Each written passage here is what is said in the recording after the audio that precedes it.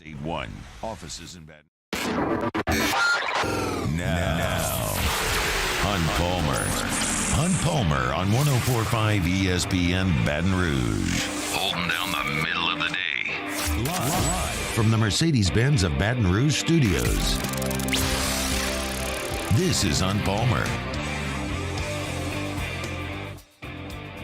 Welcome in. Hunt Palmer coming to you from the Mercedes-Benz of Baton Rouge studio downtown in the capital city on this Thursday. Hope yours is a good one. It's a game day here in Baton Rouge. Tigers in Kentucky tonight from the box. We'll get you ready for that, of course. Joe Healy, D1 Baseball, always with us in the second hour. He's got to travel today to get to some baseball tomorrow. So we'll chat with Joe coming up in 15 minutes. David Grubb will join us in hour number 2. For an autopsy on the Pels. That'll be at 2:15. I'll get you ready for the SEC baseball weekend to come. Kind of a little bit feeling like a Friday show here from my content perspective because I won't be here tomorrow. Whoever's in tomorrow can talk about whatever it is they'd like to talk about. But I'm going to kind of get you ready for the weekend here as I'm leaving on a jet plane for Los Angeles this evening. Send your warmest regards as we get the 15-month-old on an airplane tonight at 7:30 p.m. We shall see. You would think that I'd lead with LSU and Kentucky today because big weekend at the box, but I'm not. I'm going to lead with the Pelicans. And I know that it's been talked about a lot on these airwaves today, and I know that not everyone is all in on the Pels in our market, and that's okay. But yesterday was a pretty big deal. This was a year that had a ton of anticipation. They got off to such an unbelievable start on opening night. They blitzed the first month and a half of the season. At Christmas time, we were talking about whether or not this team was a title contender. And they had taken the necessary steps on that would-be journey. You had been a terrible basketball team. You got lucky in the lottery. You accumulated some assets when you traded your superstar. You parlayed that into some other assets, and you ended up with a team last year at the end of the year that was playing really good basketball, and you figured that was the first step towards getting into the playoffs and making this thing really interesting in April and May. And then the bottom fell out. Injuries happened a lot. Poor play. Really bad on the road. And you found yourself, instead of angling for a home playoff series at the beginning of the playoffs, to trying to see if you could get into the play-in and even have postseason basketball, which you did, which was disappointing based on the expectation in December, but nonetheless, you're in. Let's go play. What do you got? And they got off to a good start last night. Valanciunas was active. He was unstoppable around the rim, smaller team in OKC. And you got off to a good start. And then all of a sudden, Kyra Lewis checks in, which Kyra Lewis hadn't played in a month. I was kind of feeling at home as a college basketball guy watching the game going, oh, there's Kyra Lewis, Bama. There's Herb Jones, Bama. Jalen Williams, there's Arkansas. Got Josh Richardson out there. There's Tennessee. Oh, there's Isaiah Joe, Arkansas. All the SEC guys were out there, but I was a little bit flummoxed that Kyra Lewis is in so quickly after being a non-factor for a month. And it wasn't Kyra Lewis's fault, although he did brick a 3 and a layup, but all of a sudden he's out there and a 9-point lead's gone.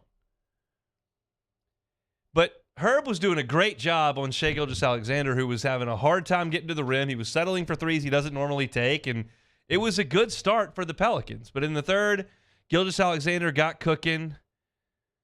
The Thunder took control of the game. They've stretched it to a double-digit lead. Pels fought back.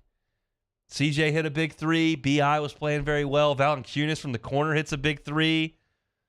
And you get all the way back in the game. I thought Richardson's low blow was stupid. I don't know that it was totally intentional the way that it happened because Giddey did jump a little bit. Whatever. It doesn't really matter. It was stupid to kind of get in that situation. But again, it gets down to crunch time in the NBA, and I know what it's going to be. I don't love it as a basketball watcher. I don't love to see one guy going on one guy for the last 2.5 minutes of the game, and that's what it feels like in the NBA to me more often than not. And I'm not suggesting that's not the best way to score. When these guys at 6'9", 6'10", and as athletic as they are and as proficient as they are at scoring, like, okay, giving them the ball and space on the floor is not a bad idea. I just don't love watching it. But BI's trying to go to work. He's losing his dribble and didn't get great shots late. And OKC did, and they made their free throws. And then the season kind of fittingly ends on a terrible pass that goes out of bounds. And the Pels are done on their home floor. And I said this yesterday in What If Wednesday, and I'll say it again today. The result of this Pelicans season, from the 42-40 to the first play-in game exit, both of those are total failures. Failures by the organization. And all today has been the blame game. Who do you put it on? And it's on everybody. Willie Green had his issues. Injury bug, its issues. Zion and his commitment, there are issues there. Trade deadline, front office. What'd you do? Nothing? Brought in Richardson? It's a failure across the board by the Pelicans and a missed opportunity. And now you show up and you look at it and you're at a bit of a crossroads, according to most. What do you do? Charlie did a whole segment on, well, trade Zion. Well, it's not that easy. And you've got people that would suggest that Zion's camp and the Pelicans aren't on the same page and that there may be some disconnect and, what's the future of the organization there? Well, the fact of the matter is this, and this is the most important thing. If you don't show that you've got a championship contender, the big names in this league leave, especially when it's a market like New Orleans. You may be able to get them to stick around in Chicago or LA, but when in the free agent world, you better prove your chops to keep guys around. They've done it in Milwaukee. San Antonio built a dynasty. It doesn't have to be the biggest market. I think the people that say that when the draft ping pong balls are batted around are crazy. You can win and have a desirable product in a smaller market. But you better put it together and make it work. And it hasn't for this group. Now, this was the first year with expectation, and it didn't work out. But you don't have an infinite amount of years. You have a very finite amount of years before the rubber meets the road and guys start leaving town. And in my opinion, it is very, very much worth giving this everything you have with Zion Williamson and Brandon Ingram as the cornerstones of your franchise and a nice third piece in CJ when he gets healthy after a surgery. It is very much worth that because you drafted excellently with Chris Paul. Wasn't the first 3 picks, but you hit, and you got a Hall of Famer. Takes a Hall of Famer to win a title. Takes an MVP to win a title. And you can only get him 2 ways. You can draft him with 3 ways. You can draft him, trade for him, or you can sign him in free agency. The Pels are not going to be in a position to draft a generational player with this core. You're not going to be a lottery team with a significant enough chance to get the ping pong balls. And you're not going to get him in free agency. Now, there's nothing to suggest that Zion Williamson can stay healthy for an entire season, but he is on the roster, and he might be a Hall of Famer. Would I bet on that? I'd bet against it, but it's possible. Jackson Hayes ain't going to the Hall of Fame, neither is Trey Murphy. Zion could. And you got him. So you've got to put a full court press on. You've got to do everything you can to win with him. Now, that may be adding significant rim protection and shooting in the offseason the best way you know how. That may be getting a freaking personal chef to live in his house.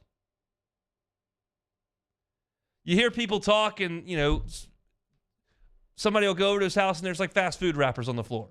I can't verify that. Just rumors that fly around. We can get 20 pounds off this guy. That's doable. Now, he's got to buy into it to an extent, but we as an organization can control that a little bit. So any inclination that any fan that is frustrated would have that says get rid of this guy and bring something else in, I could not disagree more. You're the Pelicans. You're New Orleans. You've never signed a monster free agent ever. You got the guy you need to help build around and his counterpart in BI. This has a chance to work. if you send Zion out of town and try to bring back draft picks and a couple of ancillary pieces, you don't get any better. You don't get any closer to a title. Zion is the way until he's not.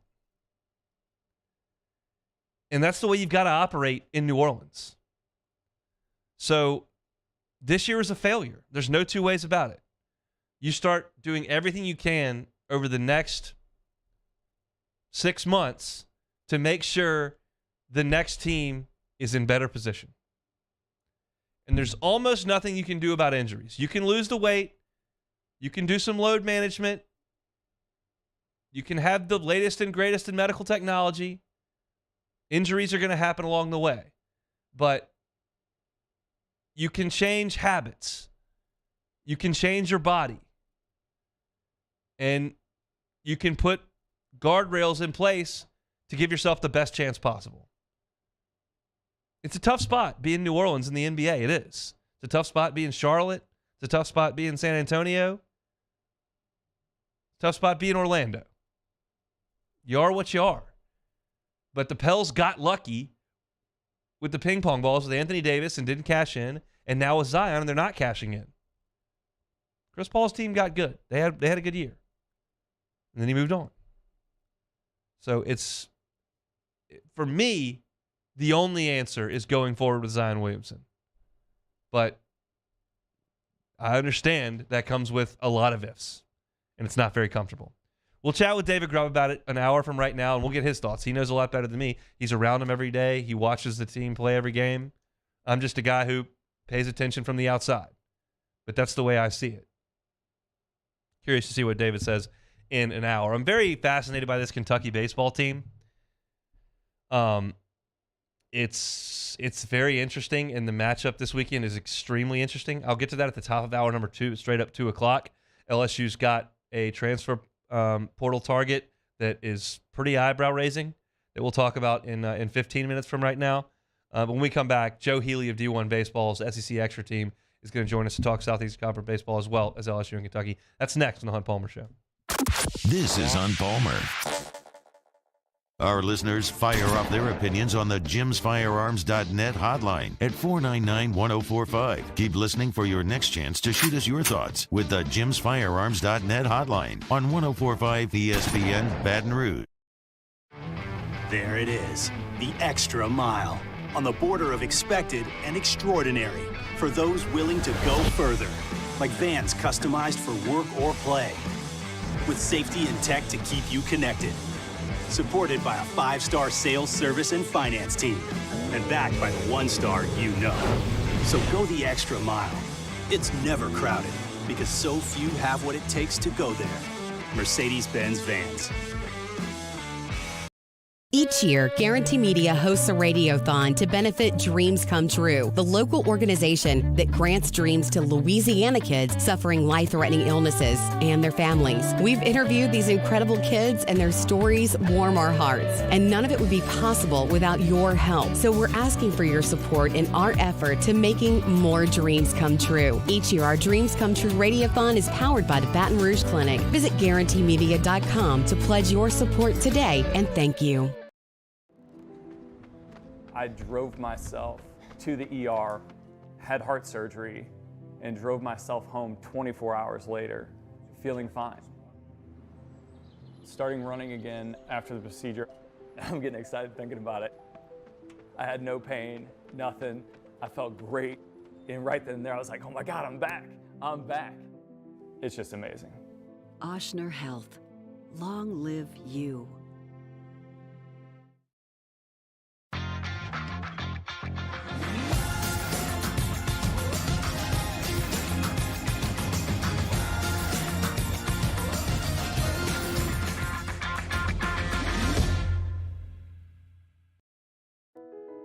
I've been doing business with Luba for 25 years. They're dependable, trustworthy. It's just the attention to detail with our clients. Our folks have years and years of experience. They're highly trained professionals, but many companies have that asset. What I'd like to think makes Luba a bit different is that we use those talents in a way that truly is dedicated to serving the needs of the folks who depend on us. what's up, y'all? It's that time again. It's heating up. Your boat's getting ready to come out and spend all summer on the water. It's time to take your boat to the next level with front-to-back boat service, where if you want an incredible custom speaker install, it's going to blow people away in the water, that's there for you. You want an HD sonar where you can see the fish under the water before you cast, beat all your friends, that's there for you at front-to-back boat service. So don't put it off. We got the parts in right now. Get them now before they go back on back order. Front-to-back boat service. Hi, I'm Brandon Landry, founder and CEO of Walk. Hi, my name is Dr. Craig Green. This is Ryan Terrio with HUDCoRoofing.com. Hey, it's Matt Moscona. No matter how big your commercial roofing job, HUDCO can help. My patients come to me because they trust that I can get the job done at a high level. Ryan Terrio and Richard Tilley have the same level of trust when it comes to roofing. If you have a roofing issue, call HUDCO Roofing. Give us a call, 364-1007, and we'll come to your house and give you a free inspection.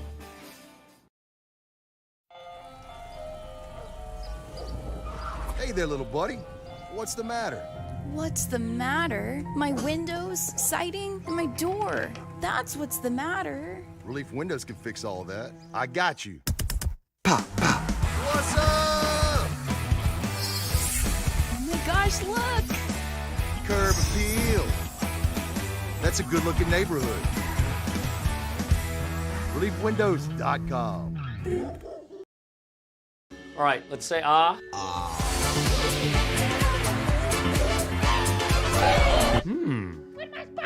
Matt Moscona inviting you to join us for Thursday's AFR, presented by the Aesthetic Medicine and Anti-Aging Clinics of Louisiana. Game 1, LSU, Kentucky. We're previewing it with Kendall Rogers, and we're recapping Pels Thunder. Join us, 104.5 ESPN Baton Rouge.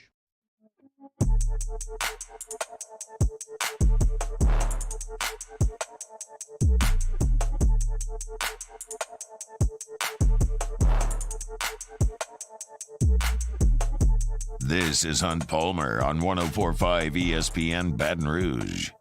I can't wait to get David Grubb on in the next hour after reading Twitter during that break. Turns out that CJ McCollum played the last 2 weeks with a torn labrum in his shoulder. He also had significant hand issues, and he's out there playing, and Zion doesn't feel like Zion, so he doesn't play. I guess CJ, even though his labrum was ripped in half and his hand wouldn't function, he felt like CJ, so he could go out there and play. That's brutal. How do you even go in the locker room after that? I don't know. On to baseball. D1 Baseball's Joe Healy joins us every Thursday. Moved up a little bit so he can get to some traveling. I don't think he'll be traveling with a 15-month-old like I will later today, but hopefully his travel's enjoyable nonetheless. Joe, how are you? Not too bad, Hunt. You may have heard of the term service journalism, and I'm here to provide some for your listeners today because I perceive that there might be a little bit of anxiety on the mound in Baton Rouge. So I'll wave them in front of my phone so you can maybe hear my papers that I have taken some notes and I am ready. You'll have to tell me whether the concern is more of like a 1, which is a shrug, or a 10, which is like that gif of Michael Scott saying, everyone stay calm, everyone stay bleeping calm. Yes. You have to tell me, but I am prepared to assuage some fears today. I'm a 7. I'm a 7 there. And there's only so much concern you can have when you've got the best ace in the country, and that lineup's going to still hit. But they're a massive question mark everywhere else, and it's going to take some guys doing some things that they have not done to this point for LSU to achieve the goals that they want to achieve. So let's just get into it. I mean, you've been digging around. Obviously, South Carolina hit a couple homers off Skeens last weekend, but he struck out 8 in 3 innings, so I think he's okay. Where do you want to go first? The starting rotation, because it's Ty Floyd, and then this week Christian Little. Yeah, I think I think we need to put it in perspective because you make a good point about Skeens. I mean, LSU's got a cheat code on Fridays, basically, right? And South Carolina ran into a couple balls. That's a good way to put it last weekend. That's going to happen, especially in Columbia. Ball flies there. Got it. Ty Floyd has been a little bit inconsistent. I get it. But, he's got some of the best stuff in the SEC, and when he's been good, he's been good. I'd still feel pretty good about that. And, Christian Little's a guy certainly talented, and I think he's gotten a lot of negativity early this season because he's still seen as Christian Little, #1 recruit in the country in 20 whatever, and he came to Vanderbilt as a 17-year-old and whatnot. But, by and large, he's been fairly effective this season. I get why there's some anxiety there, but let's give him a chance to see what he can do here. And my bigger point is kind of in college baseball, yes, it is a luxury to have a super deep pitching staff. Shout out to Wake Forest this year, which just like, if this were pro baseball, like LSU could trade a pitcher to Wake Forest for like 3 hitters probably, and like everybody would feel good about that. Yeah. But this is not necessarily unique to LSU. So just some examples. Arkansas last year loses Peyton Pillette. Wiggins ends up with an ERA over 6. Hagen Smith and Brady Tygart fade down the stretch. They, at the end, kind of had Connor Noland and like what else that they felt really good about, right? They got to Omaha. Texas A&M last year had a pitching staff made up basically of Nathan Detmer, Jacob Polish, and maybe Micah Dallas. Yeah. And they were one of the last 4 teams standing in Omaha. Stanford 2 years in a row has had like 4 pitchers, and they got to Omaha 2 years in a row. And I get that's the Pac-12. I get it. But even Oklahoma last year, they had one reliever they trusted, Trevin Michael, and that was it. And that team came 2 wins from Omaha, or 2 wins from a national title. So I get why there is some. I'm not saying your anxiety level should be 1. Certainly, there's been some backtracking, and the injuries are problematic. I'm just saying that history is littered with examples of college baseball teams dealing with this kind of stuff and still competing with national titles. And oh, by the way, none of those teams I just read off to you had an offense anywhere near as good as this LSU's. See, LSU's fine. I'm back at a 1 now. I'm good. I think if you look at one of the names I want to talk about, because I know you're familiar with, and it doesn't take a lot of knowledge of the LSU team and roster to. What does Thatcher Hurd need to be for this team? I think he needs to be a guy who. This is going to be such a disrespectful thing considering his pedigree and that he's really, really talented. But he just needs to be somebody who they can trust to go out there and work through some jams and give them some innings. If that's on Tuesday, great. If it's on Sunday, great. But we've downgraded kind of our expectations for him, and I think that's fair based on the inconsistency he's had. But he's kind of stuck in this loop where his bad outings are apocalyptically bad, where they just can't trust him to get out of ugly innings, right? He can't minimize, and get out with 1 run and leave the bases loaded. It tends to snowball on him. And let's let go of the idea, and if it happens, great. But let's let go of the idea that Thatcher Hurd could be what he was the first 6 weeks of the season at UCLA last year over a full season, and let's just kind of maybe try to get him to a place where he can give you 6 innings and give up 3 runs or even 4 runs. Because with this LSU offense, that's really all you need to do. And he's certainly capable of that. And I'm not smart enough to tell you exactly what's gone on there. I don't know if there's a mental side of it. I've not watched enough of his starts this year to really be able to break down some of the mechanics and pitch usage and all that. So I would be just blowing smoke if I tried to do that. But they just need to be able to have him be someone, especially in light of the injuries, that can give them some length and know that going into a game, you're not going to be in a situation where you have to get someone hot in the first inning. I think in short, as someone who's watched every pitch he's thrown, too many 2-0s and 3-1s that end up being walks or hits. He's behind everybody. He's just not throwing it over the plate with any consistency whatsoever. And if I don't care how good your stuff is, you throw it over the plate when they think you got to throw it over the plate, it's going to get hit, and it has to this point. Well, and that's kind of an interesting point because that's the thing. Look, I'm not saying he should have stayed at UCLA at all. That's not. Find the best opportunity for yourself. But one thing I will say is UCLA excels, and their pitchers don't walk guys. Like they pound the strike zone, and they have guys with stuff. It's not like they have a bunch of 88-mile-per-hour poo swingers up there. Like they have some real stuff at UCLA, and they throw strikes. Like everybody who comes to that program throws strikes, and he threw strikes last year. So he can do it, and there's just maybe a disconnect there if that's what you're telling me, and I believe you. That's kind of the challenge, but they just need to be able to trust him to give them some kind of depth. You've seen a lot more South Carolina than I have, but I was impressed for 18 innings last week. They were really, really good, especially offensively. Did your opinion of South Carolina change after last week's season? You've seen them in person, but after what you saw last weekend with LSU, did it change at all? I was a believer to begin with, but it changed in the sense of it confirmed that, okay, this team does not look out of place against LSU. They're going to – that loss in the second game is going to keep probably Mark Kingston up at night occasionally. Like he's going to have those dreams where you sit up in bed real fast and he's going to see that Dugas home run going over the wall over and over. But, yeah, they looked the part, right? And you saw the mound talent. I was kind of disappointed – not kind of disappointed, a lot disappointed that we didn't get to see the finish of that Skeen-Sanders matchup because that was a better version of Will Sanders than I've seen in a long time. His stuff was a lot sharper than I'd seen it. his stuff looked plus, which, it did not when I saw him in person, and the feedback I've gotten on him, it did not look like that this season. So if he's that guy, they're in really good shape, and they're one of the few teams that, with a Sunday guy in Jack Mahoney, like they have one of the deepest rotations in the country. So that's real. Their offense can get a little stagnant. I think it's overly simplistic to say home run reliant, but they are most dangerous when the threat of the home run is there. So that's kind of their game. They're not overly athletic. They're kind of a station to station team. But man, when they run into balls, they're really, really dangerous. And with their pitching, it's a little bit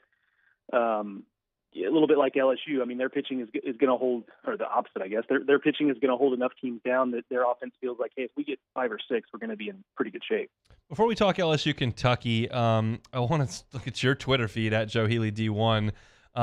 Just the rotation that Tony Vitello just sent out for the weekend. They're playing Arkansas in Fayetteville. And they sent Andrew Lindsay in game 1 and then TBD in games 2 and 3. I do not see Chase Dolander. I do not see Chase Burns. I do not see True Beam. What do you make of that? Well, first of all, TBD is going to throw a lot of pitches this weekend. I've got usage concerns about that. But yeah, that's weird. And so the first thing that comes to mind is that Tony Vitello did this with the lineup earlier this season. I forget what weekend it was after, but they had a particularly tough weekend at the plate. And the following Tuesday ran out a lineup where only Blake Burke was in the lineup among the normal starters. They ran out a bunch of bench guys, and it kind of worked. Now it was a midweek game, so I get it. But so this is a little different in that sense, but that felt to me like what this is. And my second reaction, honestly, was like, what did Drew Beam do wrong? Exactly. He's been pretty good, and last week he was excellent. He struck out 10, 7 innings, 2 runs, against a really good Florida offense. So I'm not really sure why he gets lumped into this necessarily. But I suspect, and this is based on no insight, I learned it right before I tweeted it, so we're talking 10 minutes ago or whatever. But I suspect what we will largely see is, Andrew Lindsay obviously will get that start in game 1, and I wouldn't be surprised if we do still see Dolander and Beam start games 2 and 3 in some order. Now maybe they have shorter leashes, maybe it's an opener situation, but I don't think it's a situation where those guys are getting skipped. I think it's maybe sending a little bit of a message, and I would still expect to see. I wouldn't be shocked to see Burns get skipped altogether, because I think I said on your show last week that he's just getting hammered at this point. So I wouldn't be surprised if they skip him altogether. The other guys, though, I think we'll see them. It might just be in a little bit of a different role. I did a little bit of a deep dive on SEC statistics yesterday on my show, and this showed itself in that. And then that tweet that you quote tweeted shows it again with Arkansas. They're not in the top 5 of any statistical category, fielding percentage, ERA, batting average, any of that, but they continue to win weekends and they look fairly decent doing it. I know they've had pitching injuries, but why is Arkansas winning a lot of games if they're not great at anything? You tell me.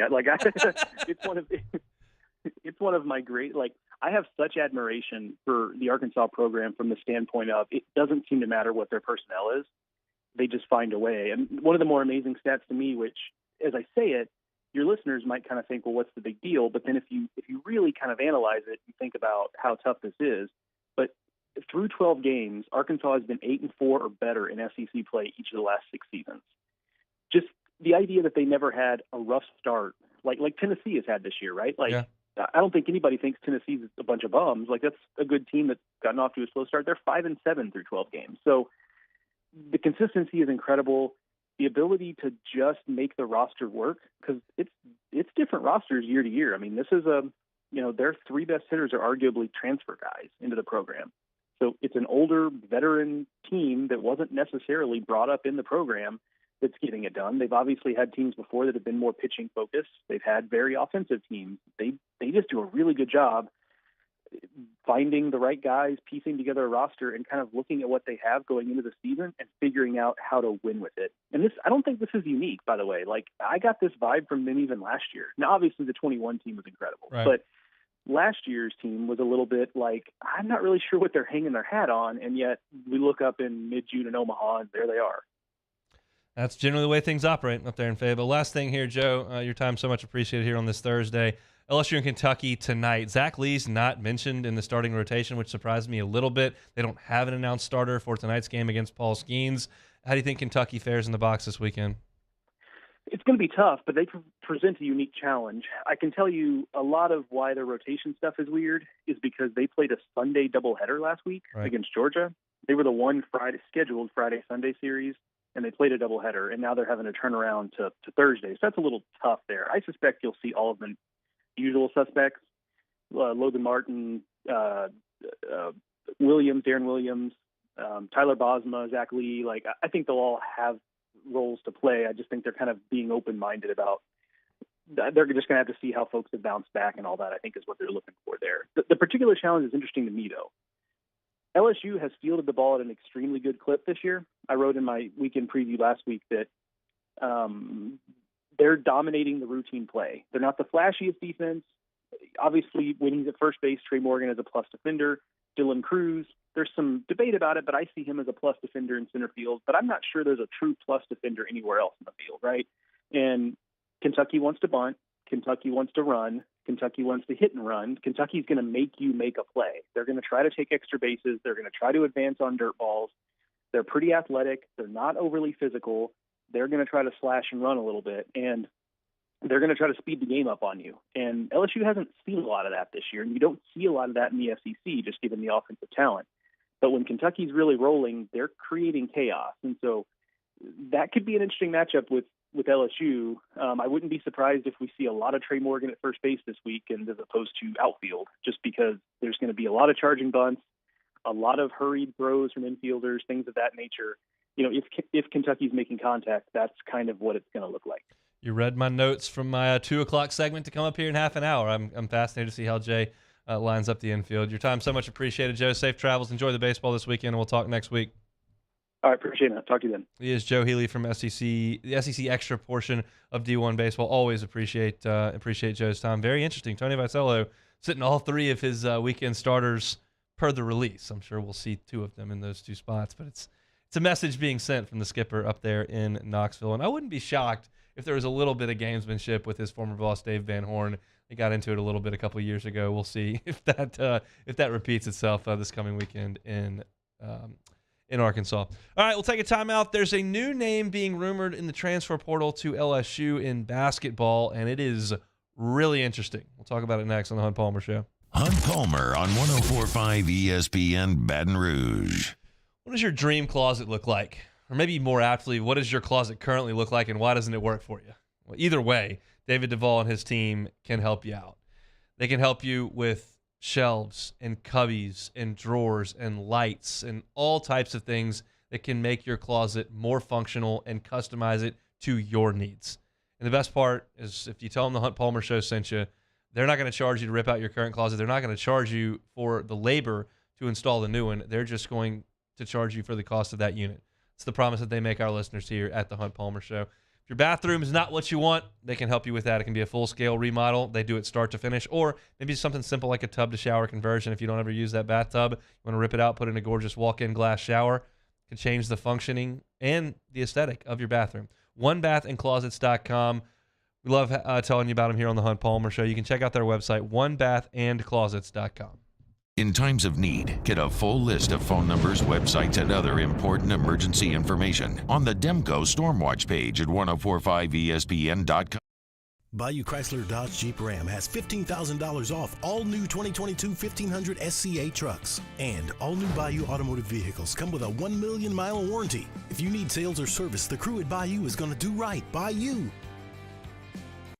Hello, Samantha, dear, I hope you're feeling fine. And it won't be long until I'm with you all the time. But until then, I spend my money up right down on my last dime. Come on, in Baton Rouge.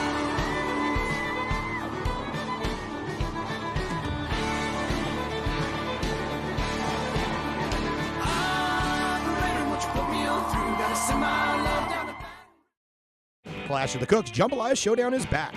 Join us on Saturday, April 22nd. At the Ochsner Medical Complex at The Grove. We've got cooking teams of pros and joes serving up their best jambalaya and Cajun Creole dishes, all while helping raise dough for local families battling cancer. Bring the whole family for great food, live tunes, and good times. Clash of the Cooks, Jambalaya Showdown, presented by Oshner. Saturday, April 22nd at lunchtime. Help us paddle it forward. For tickets and more information, go to clashofthecooks.com.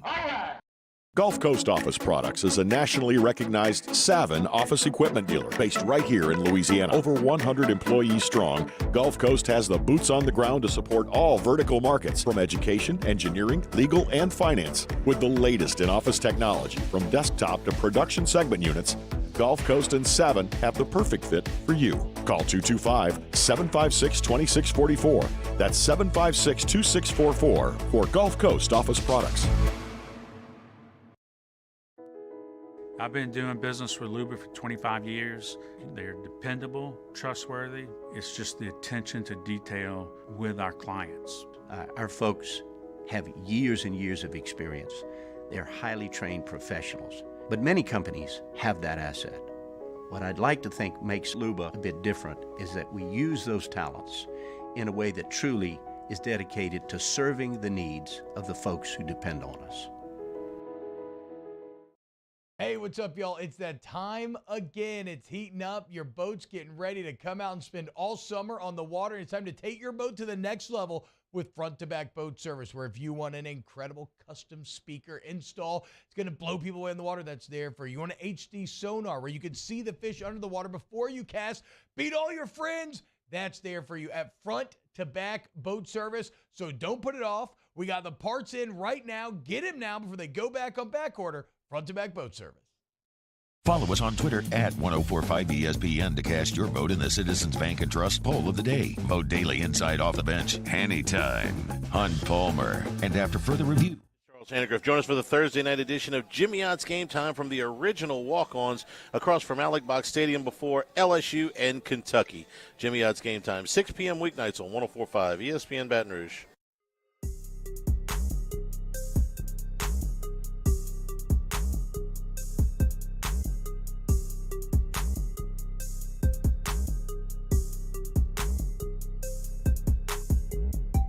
You're listening to Hunt Palmer on 1045 ESPN Baton Rouge. So the transfer portal continues to swirl in college basketball. It is at a fever pitch, and LSU very much involved in that as they got to fill 3 or 4 more spots here on the roster. And one of the things that I told you immediately after the season was over is that LSU has got to go get guards. They've got to get more efficient and more productive in the backcourt. There's just no two ways about it. And so this weekend they will host a visitor who would bring that significantly, and that is Joe Girard. If you're not familiar with Joe Girard, he's a 6'1" guard from New York. He played 4 years at Syracuse. And Joe Girard is the all-time leading scorer in the history of high school basketball in the state of New York. They play a lot of high school basketball in the state of New York. And he's been a really good scorer for Syracuse over the last 4 years. He has been a guy who is a shot maker. Joe Girard is not a great athlete. He's a good athlete. He's fairly quick. He's not lightning quick. And he scores his points by shooting, obviously, but it's not attacking the rim. He makes a lot of threes at a high percentage. 2 years ago, he shot 40% from three. Last year, he shot 38% from three, and he's shooting 6.5 of them a game. So he's putting up a significant amount of threes, and he's shooting a high percentage of them. He also creates his own jump shot. He's really good at pulling up from the mid-range and scoring. He'll hit a step back on you. He doesn't do a lot of finishing around the rim or attacking the rim or getting to the free throw line, drawing fouls. He scores points by shooting, and he is an incredibly skilled shooter. He's had monster scoring games in his Syracuse career. He went for 31 in a game against Richmond earlier this year. He scored 28 points against Georgia Tech this year. He's an explosive scorer, and that is something LSU desperately needs from the guard position. Somebody who can stretch the defense, stress the defense, and put points on the board. LSU's guards last year didn't shoot well. I'm not telling you anything you don't know. And Joe Girard fixes that immediately. Now, it's a little bit more complicated than that, because in this cycle, you've already brought in Jalen Cook, who is another 6-foot guard, who is an average defender, and Joe Girard is a below-average defender. If you were to put Jalen Cook at the 1 and Joe Girard at the 2, you'd have a couple of 6-foot, mediocre to below-average defensive guards in your backcourt, which is an issue at times. You can't stop people from getting to the paint because you can't guard them on the perimeter, or you're not tall enough to defend threes. You can really be compromised on the defensive end. There's no two ways about it. But Jalen Cook and Joe Girard can play offense in the SEC. They can score, they can shoot, they can create, they can be fun to watch. So, I don't know if Joe Girard is going to come to LSU. He's going to visit, and we'll see what happens when he does. But, well, speaking hypotheticals, if he were to come to LSU, it would be an exciting brand of basketball. Jalen Cook and Joe Girard running up and down the floor, creating shots, fast pace, quickness, making threes. Like, that would be fun to watch. Would it make you a championship contender in the Southeastern Conference? No. Does anyone within earshot of my voice expect LSU to win the league next year? I would hope not. So as far as Girard goes, he's a one-year player. He's not a program piece. He's a team piece for next year. And I would be glad if they got him because, quite frankly, he'd be fun to watch. But I'm not naive enough or homerish enough to tell you that it wouldn't come with some concerns if those two guys were in your backcourt. Now, you still have Jordan Wright, who, again, is not a great athlete and not super quick, but is a veteran and can help you offensively. You would all of a sudden be very offensive in what would likely be your 1, 2, and 3. We'll see what Tyrell Ward is, and he is long and rangy and can become a good defender, even though he wasn't a great defensive player last year. And you still got to work on rim protection because Sean Phillips was your best rim protecting prospect at this point, and he's moving on. So the more I look at the way this team could evolve, assuming Girard were to jump in the boat, I can see some significant concerns on defense. But you immediately become way more skilled and way more efficient offensively if you were to bring Joe Girard in with Jalen Cook and Jordan Wright. You would give some issues to opposing defenses with the ability to spread the floor and make shots from all over the place. So I don't know what the odds are here. Girard's obviously going to have some options. You play that much basketball for Syracuse as a 22-year-old grown man with that kind of pedigree as the all-time leading scorer in the history of New York high school basketball. You all of a sudden, you're going to garner some attention, and I'm hoping that LSU does get him because, quite frankly, if I want LSU to be the best team they can be, absolutely. I want them to compete for the NCAA tournament next year, and I think Joe Girard is a step in that direction for sure because I've kind of downplayed the additions of Wright and Cook because I think those two guys are good players, not necessarily transcendent program-changing players, which is tough to find these days. But Girard adds something to your team that would help, and it would make it fun to watch. I'd like to watch those guys run and jump and shoot. So we'll see what comes of it. Right now, just a visit this weekend, and Matt Mann's going to see what he can do, but certainly not done. BJ Mack's still a guy that they're working and trying. And that's another guy who can really, really score and shoot it. And you would, if I could put a team on the floor that was Girard and Cook and Wright and Mack, it would not be the most athletic team I've ever seen. And I don't know they'd be very good on defense. They would score. I promise they would score. So we'll see kind of what the strategy is for Matt McMahon. Right now, it kind of feels like best player I can find, we'll make it work. And that's kind of the nature of college basketball these days, to go find guys that can play and mold them together for a team and then go do it all over again the next year. We'll see if that's the case. But Joe Girard, Syracuse transfer, visiting Baton Rouge this weekend. All right, a lot to get to in hour number 2. Excited to get to all of it. I can't wait to talk to David Grubb at 2:15 about C.J. McCollum playing through all of these injuries and all of these issues. What does he make of Zion Williamson? What does he think of the year that we just watched in the Pelicans? Were there any improvements? Were there any steps? Was there any growth, or was it a failure? And what's the future of this franchise? I'm excited to hear about that with David Grubb at 2:15. I'll get you ready for the SEC baseball slate at 2:30. And at 2 o'clock, I'll give my extensive preview on the Kentucky Wildcats, who will take on LSU starting at 6 o'clock tonight inside Alex Box Stadium.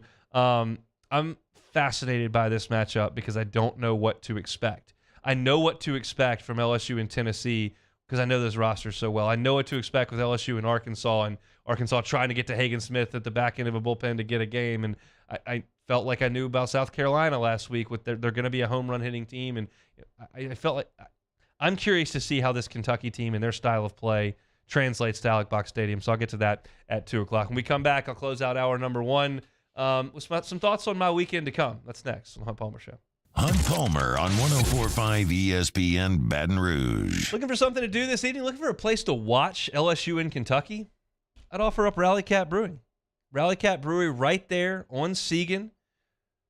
And it's such a great place to watch games. One, they've got 14 beers on tap. If you're simple like me and you just want to go for the first pitch or the end of pickle, light, refreshing, delicious beers, that's my lane. You can be there, watch some games, or go do something a little more creative. They've got your sours. They've got your stouts.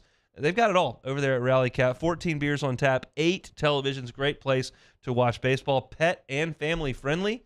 So get on by. And they got tours tonight, tomorrow, Friday, 5 o'clock Wednesday through Friday. They got tours. 1 o'clock on Saturday. They've got tours of the brewery, and they're a lot of fun, really informative as well. You do have to buy tickets in advance, so go to the website, rallycatbrewing.com, buy your tickets, and check out a tour. Again, Wednesday through Friday at 5 o'clock, and then Saturday at 1 p.m. over there at Rally Cat. Rally Cat Brewing, handmade for the home team.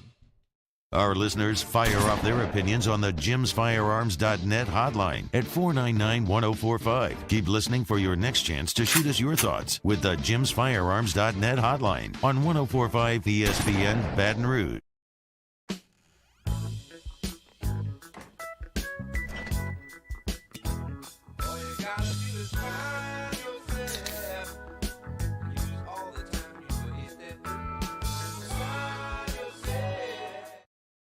Bayou Ford has $2,000 off MSRP, plus 2.9% APR for 84 months on new 22 Ford Expeditions. And all new Bayou Ford vehicles come with a 1 million mile warranty. The crew at Bayou Ford is going to do right by you. Each year, Guarantee Media hosts a radiothon to benefit Dreams Come True, the local organization that grants dreams to Louisiana kids suffering life-threatening illnesses and their families. We've interviewed these incredible kids, and their stories warm our hearts. And none of it would be possible without your help. So we're asking for your support in our effort to making more dreams come true. Each year, our Dreams Come True radiothon is powered by the Baton Rouge Clinic. Visit GuaranteeMedia.com to pledge your support today, and thank you. Hi, I'm Brandon Landry, founder and CEO of Walker. Hi, my name is Dr. Craig Green. This is Ryan Terrio with HUDCORoofing.com. Hey, it's Matt Moscona. No matter how big your commercial roofing job, HUDCO can help. My patients come to me because they trust that I can get the job done at a high level. Ryan Terrio and Richard Tilley have the same level of trust when it comes to roofing. If you have a roofing issue, call HUDCO Roofing. Give us a call, 364-1007, and we'll come to your house and give you a free inspection.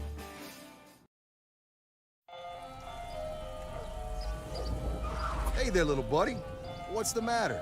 What's the matter? My windows, siding, and my door. That's what's the matter. Relief Windows can fix all that. I got you. Pop, pop. What's up? Oh my gosh, look! Curb appeal. That's a good-looking neighborhood. ReliefWindows.com. Clash of the Cooks Jambalaya Showdown is back. Join us on Saturday, April 22nd. At the Ochsner Medical Complex at The Grove. We've got cooking teams of pros and Joes serving up their best jambalaya and Cajun Creole dishes, all while helping raise dough for local families battling cancer. Bring the whole family for great food, live tunes, and good times. Clash of the Cooks Jambalaya Showdown presented by Ochsner. Saturday, April 22nd at lunchtime. Help us paddle it forward. For tickets and more information, go to clashofthecooks.com. All right. Gulf Coast Office Products is a nationally recognized Savin office equipment dealer based right here in Louisiana. Over 100 employees strong, Gulf Coast has the boots on the ground to support all vertical markets, from education, engineering, legal, and finance. With the latest in office technology, from desktop to production segment units, Gulf Coast and Savin have the perfect fit for you. Call 225-756-2644. That's for live play-by-play this weekend when the Yankees host the Twins Saturday at noon, and Sunday the Astros host the Rangers at 6 p.m. Plus the Cavs host the Knicks Saturday at 5 p.m. in the NBA playoffs on 104.5 ESPN Baton Rouge.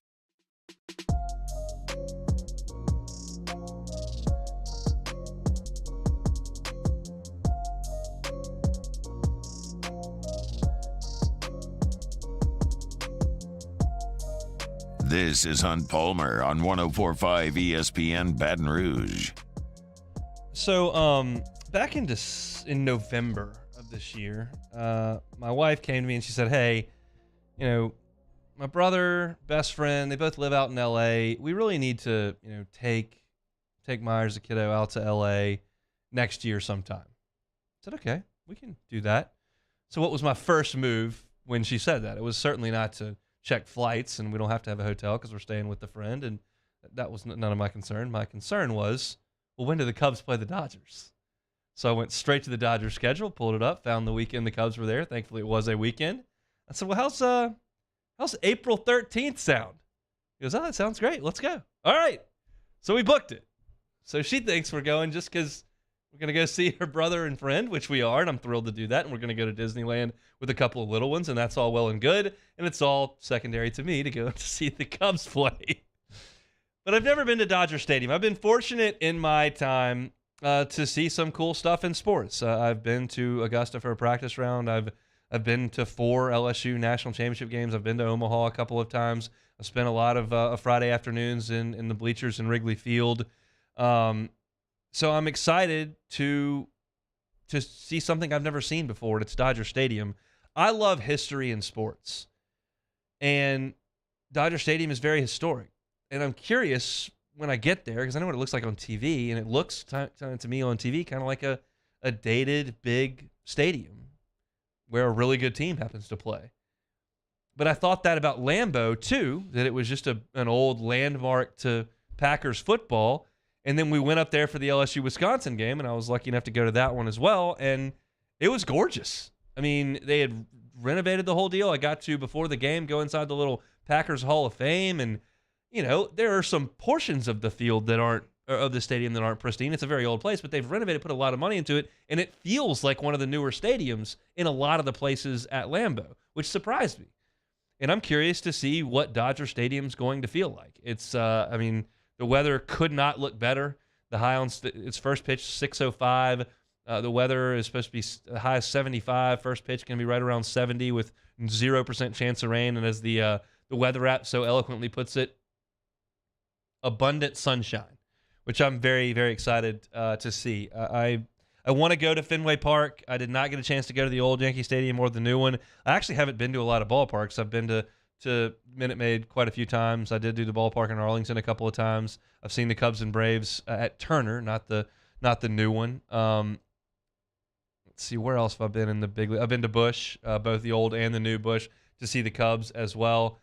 So I'm excited about the opportunity to go to Dodger Stadium and to see it. The question is, am I going to get a Dodger dog?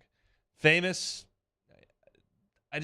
I like a hot dog. I just don't like a lot of condiments on it. I don't like tomatoes on my hot dog. I don't like relish on my hot dog. I don't like onions on my hot dog. So, what's the point of just getting a big, foot-long hot dog if you're not going to do the whole Dodger dog thing? And plus, the other part of it is it as historic now, the Dodger dog, because they changed vendors last year.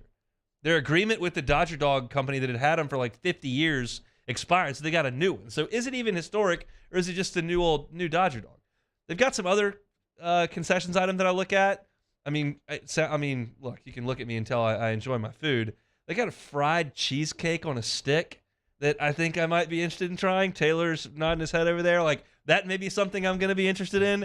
And it appears the cold beers are going to run me about $14 a pop, which is significant. So we're going to have to budget for that on the trip. I don't know if my wife's going to let us compromise Myers time at Disneyland so that I can drink an extra 2 beers. But I can't wait to go see a place that I've never seen before. I didn't get to go out to the Rose Bowl doing the pregame show here. I know a lot of people listening here did have a chance to go there, and that's a place I would love to go someday. But I'm excited about Dodger Stadium. I'm going to compare it kind of with Wrigley Field. I'm biased towards Wrigley, obviously, and Wrigley is what it is, but it's the neighborhood around Wrigley that makes it so great. We'll see about Dodger Stadium. The thing that I know about Dodger Stadium is that the traffic's apparently terrible trying to get in there. I have planted this seed with my wife and her friend, neither of whom are perfectly punctual. At times can be a little bit tardy here and there. I said, can we please make an effort to get this babysitter to the house to deal with the 2 1.5-year-olds, get them taken care of, and get on the road at an appropriate time so that we arrive maybe 20 minutes before first pitch instead of 20 minutes after first pitch like it was some sort of dinner reservation. I would be bummed out to fly all the way across the country, purchase these tickets, and show up in the bottom of the second. And thanks to Spirit Airlines, that's what happened in August when I went to the Cubs game, because they delayed the flight and I didn't get there till the top of the third, which bummed me out. I don't want to do that again in LA, so we will see. I'm going to give you a full report on Monday of how this all went down. I'm going to try to get this group out of the house and on the road at a reasonable time. We don't have to wait for public transportation. Got a pregnant designated driver. We're in good shape there. We just got to get on the road on time. I'm a stickler for this kind of thing. My wife, lovely as she is, wonderful mother, amazing wife, lovely lady in all respects, sometimes not quite on time. We've got to fix that for the Cubs and Dodgers coming up on Saturday. Jamison Tyone on the mound for the Cubs. Let's go. That's it for hour number one. We're going to come back in hour number two. I'm going to get you ready for LSU and Kentucky. And then David Grubb with a little autopsy of the Pell season at 2:15. Come back with us after Sports Center. It's the Hunt Palmer Show.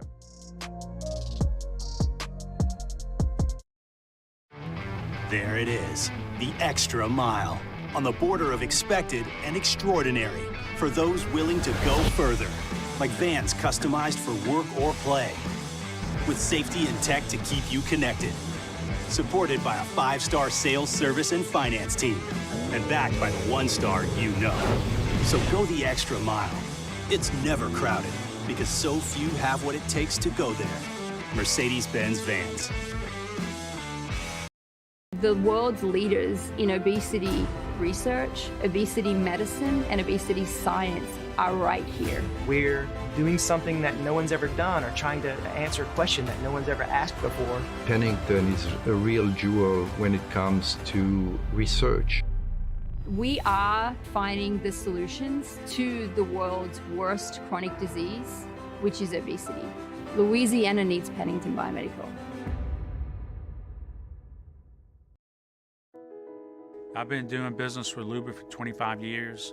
They're dependable, trustworthy. It's just the attention to detail with our clients. Our folks have years and years of experience. They're highly trained professionals. But many companies have that asset.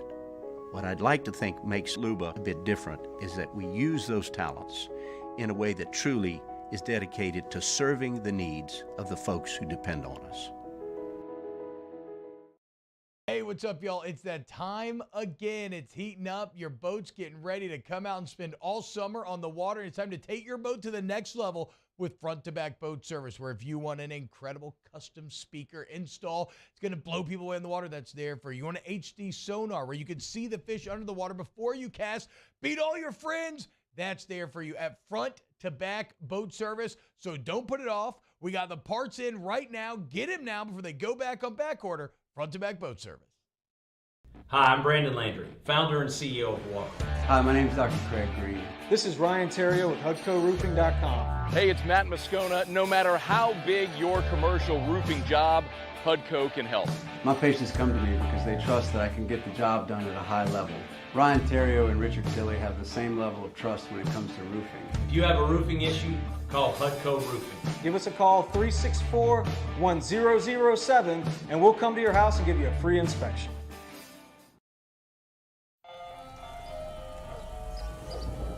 Hey there, little buddy. What's the matter? What's the matter? My windows, siding, and my door. That's what's the matter. Relief Windows can fix all of that. I got you. Pop, pop. What's up? Oh my gosh, look! Curb appeal. That's a good-looking neighborhood.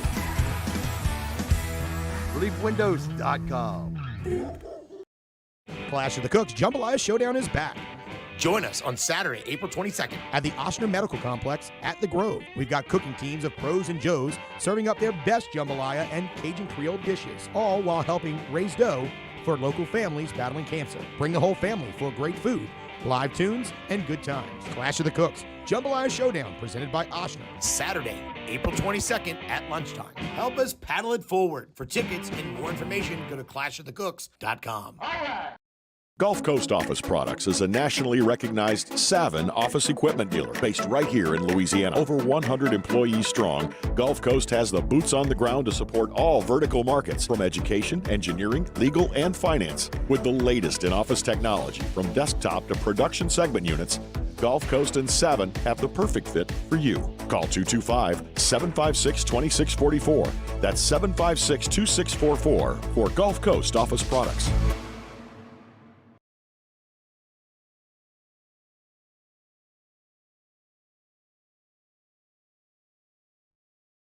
This is Sports. I'm Kevin Winter. A developing story that we're following on SportsCenter. Sources telling ESPN NFL insider Adam Schefter that Washington Commanders owners Dan and Tanya Snyder are nearing a deal to sell the storied franchise, the team that he's owned since 1999.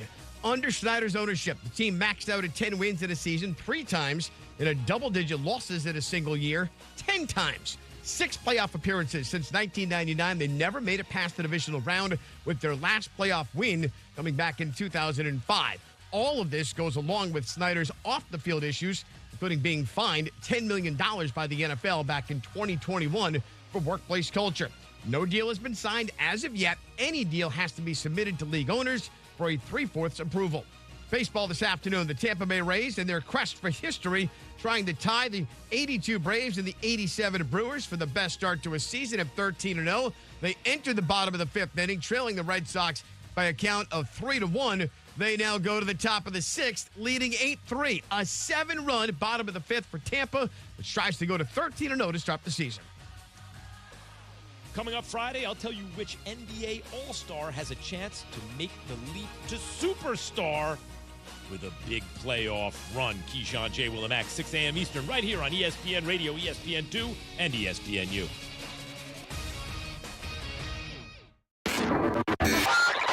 Now, Hunt Palmer on 104.5 ESPN Baton Rouge. Holding down the middle of the day. Live from the Mercedes-Benz of Baton Rouge Studios. This is Hunt Palmer. Hour 2 on this Thursday. Hunt Palmer Show, 104.5 ESPN Baton Rouge. Thanks for hanging out with us. Working towards the weekend. We're getting close there, folks.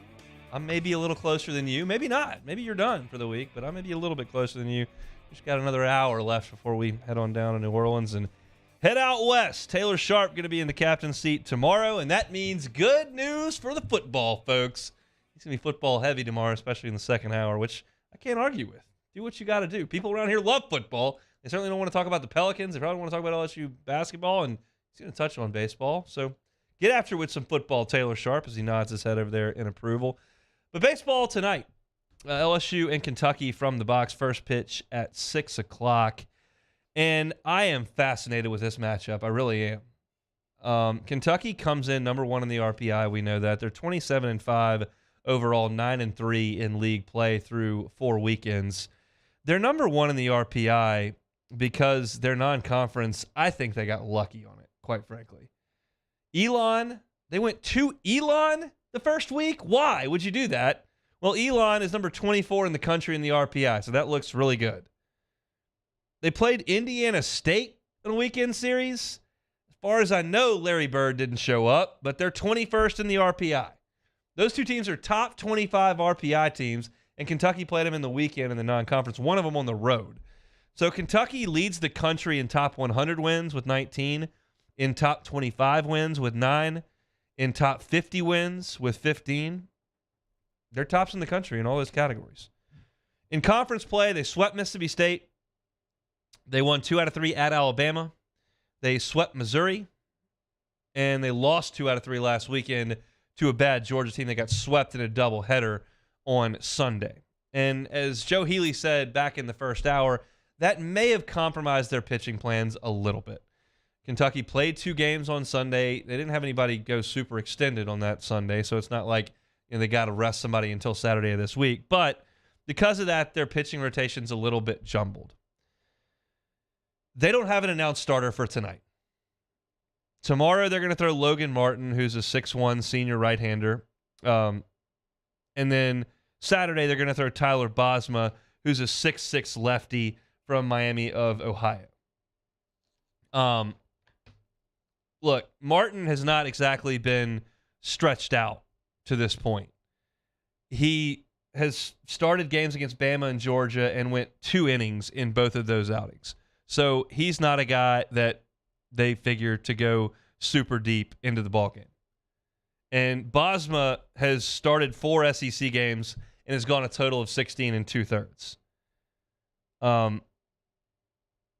It's neither one of those two guys, when I look at the tape, looks overly impressive.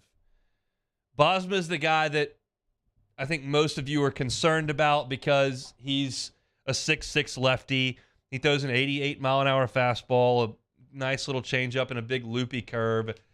Here's the deal with Bosma when LSU gets him on Saturday, and we'll kind of work backwards. But when LSU gets him on Saturday, as long as LSU makes sure that he gets the ball up, meaning don't chase changeups down, don't chase breaking balls down, don't let him off-speed you to death down in the strike zone where you're waving over the top of it. If they make him elevate the ball, they'll crush him. Martin transferred from Swanee. I'm sorry. I gotta love the University of the South. That's all well and good. They don't need to be getting pitchers from there. He hadn't allowed a hit in his 2 starts against Bama and Georgia. He just went 2 innings in both of them. So I don't love either one of those 2 arms. Zach Lee has been probably their best starting pitcher to this point. He started every weekend on Sunday this year. And this past weekend, he threw 59 pitches. So maybe he just needs an extra day and they're going to use him in the bullpen. It kind of feels like maybe a Hagen Smith type deal with Zach Lee. If and when Kentucky gets a lead this weekend, they'll go to him. But this Kentucky pitching staff is last in the SEC in striking out batters. And when I look at their stuff on tape, I don't see much of anything that's terrifying. There's nobody stepping up there throwing 98 miles an hour. There's nobody with massively impressive strikeout numbers for them.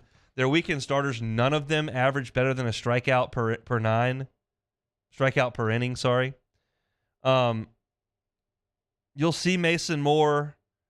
You'll see Jackson Nove. They've got pretty good pitching numbers from an ERA perspective, and they're winning games. But they're facing Georgia, who's not in the top half of the SEC in any offensive category. Missouri is 14th in on-base percentage in the league. That's last. They're 14th in runs in the league. That's last. They're 12th in slugging. They're 12th in home runs. That's a terrible offense. So is Georgia. Mississippi State can hit a little bit, but it was 40 degrees in Lexington when they played them. Bama can hit a little bit, and Bama got a game off them. But I'm not wowed by Kentucky's staff. And then there's the offense for Kentucky, which is fascinating. I mentioned this in the last hour. I am so curious to see how this works. I will give you my takes on how it'll work, but I'll just give you the information first. Offensively, I'll run through some SEC statistics with Kentucky. By now, you know kind of how they operate. They're a small ball team. But they're 5th in the SEC in batting average. That's solid. They're 3rd in on-base percentage. That's excellent. Getting on base is the name of the game. They're 13th in slugging. That's doubles, triples, and homers. They're only Missouri's worse. They're 14th in homers. That is worst. They don't hit the ball out of the ballpark. They're 11th in hits and 7th in walks. So how their on-base percentage is what it is kind of a little bit of a mystery to me. I guess they get hit a lot. They're 2nd in the league in hit by pitches. They have the 3rd most strikeouts as an offense, which for a team that doesn't slug and bunts a lot, which they're 1st in the league, you wouldn't think they would strike out as much as they do. But they do. And they, of course, lead the conference in steals. This is an offense predicated on small ball. If you've got a vision of West Coast, Bush League, you want to throw that on there, small ball, hit and run, bunt, sacrifice, that kind of stuff, that's what Kentucky is. That's what they do. So for LSU, a couple of things come to mind. One, you have to get the leadoff man out this weekend. You can't let them get leadoff runners on in 4 or 5 innings. They're going to hit and run you. They're going to bunch you. They're going to steal. They're going to create some problems for you if you let them get on base to lead off innings. If you take care of the leadoff innings, the leadoff runners, you take the bunt out of play, you force them to go into their stealing game, and they're not going to double and homer you to death and put up crooked numbers. That's where their offense is limited. You've got to get the leadoff man out. Second thing, what does Jay do defensively? I've got to be real honest with you. The thought of Tommy White, Jared Jones, and pitchers picking up a bunch of bunts all weekend doesn't make me feel awesome. I would play Trey Morgan at first base this weekend because of the bunt game. Put Pearson in the outfield. Put Jobert in the outfield.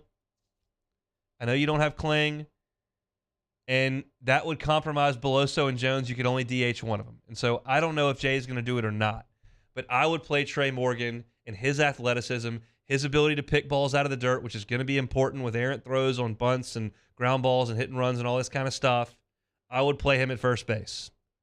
I'd put the other guys in the outfield, and either Beloso or Jones hits whatever pitcher they're throwing out there. You want Beloso to hit righties and Jones to hit lefties, I'm fine with it. But that's what I would do. I am curious to see how Jay lines up the infield. Now, I may be reading too much into this, and it may be, as Joe Healy said, it makes a lot of sense that they are holding their rotation a day because they played a doubleheader on Sunday. But I'll be quite frank, nobody on Sunday threw a ton of pitches. I told you Zach Lee threw, 58? 59 pitches on Sunday. That's not that many. I think Nick Mingione is waving the white flag tonight. He knows he's got an offense that strikes out a lot. He's facing the best strikeout pitcher in the country. They're going to strike out a lot. And he's a team that relies on getting 2, 3, 4 hits in an inning to create offense because they don't slug. And Skeens doesn't allow you to get 3 hits in an innings.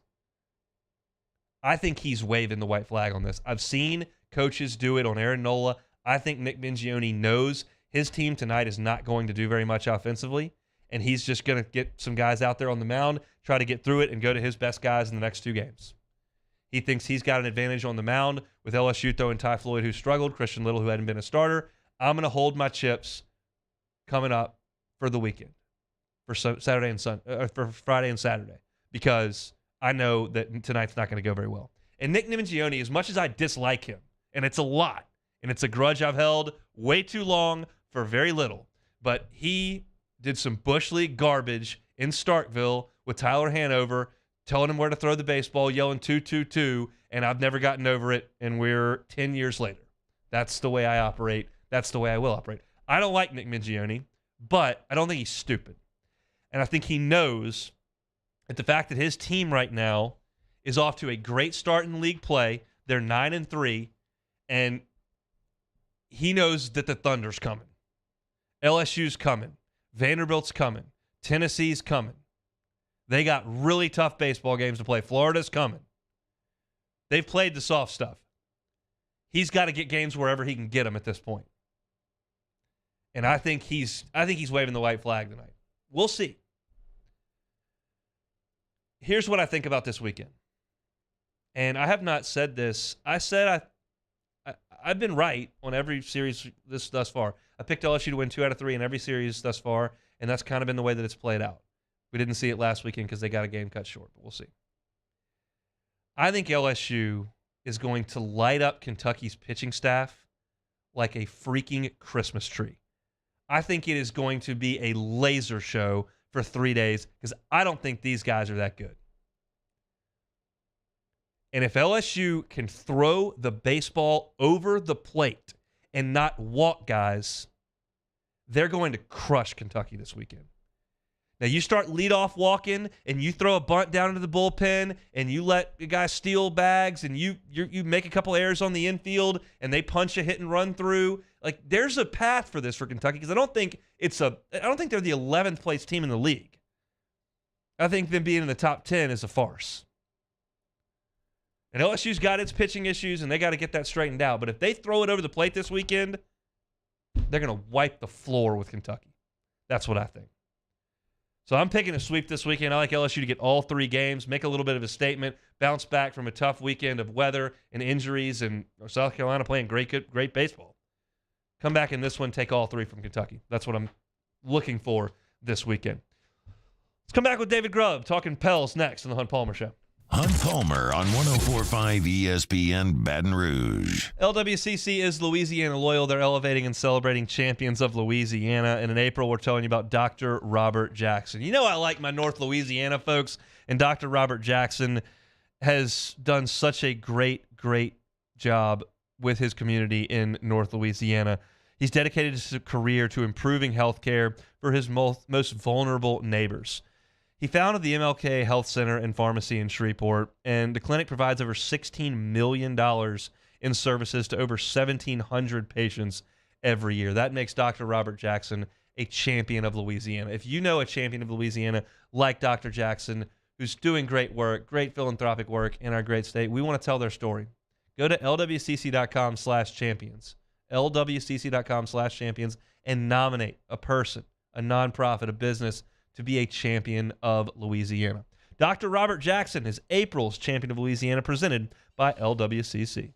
In times of need, get a full list of phone numbers, websites, and other important emergency information on the Demco Stormwatch page at 1045ESPN.com.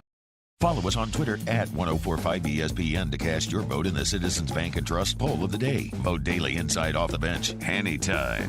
Hunt Palmer. And after further review, Citizens Bank and Trust brings you the Poll of the Day via Twitter at 1045ESPN.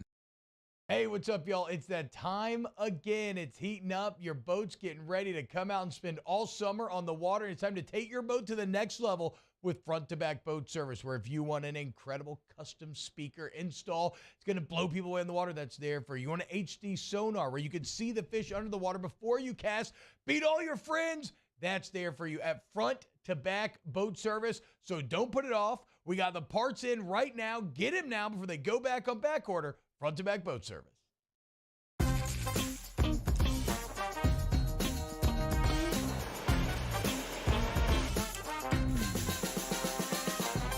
The best kept secret in town is out. Discover Tallulah at the Renaissance Hotel on Bluebonnet. Electricity is all around us, and our families depend on it. Every day is sparked by the power of a cold drink or a warm meal, a movie night, and a comforting light at the end of a dark hallway. From sunrise to sunset, playtime to bedtime, our team is ready to take care of your electrical needs. Even in the case of an after-hours emergency, the light in your life shines brighter with Mr. Electric. Not only did she tell us, but this young lady, stand up.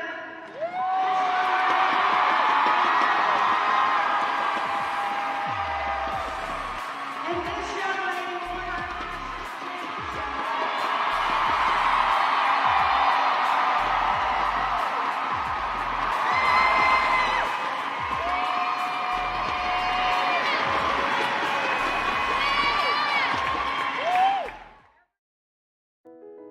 I've been doing business with Luba for 25 years.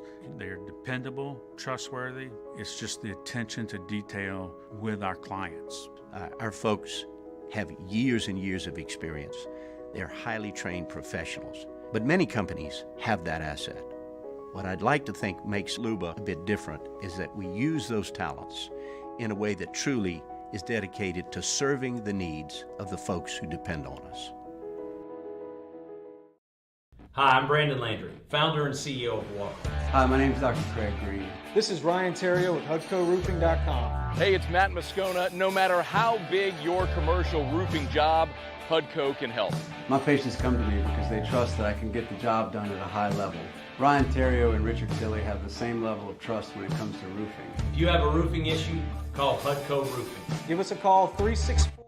Up on Friday's OTB, Mario Jerez is in as he recaps Game 1 of LSU Kentucky, plus gives you his final breakdown of the Pelicans season and what's coming up over the weekend. Friday, 7 to 10 a.m. off the bench, 104.5 ESPN.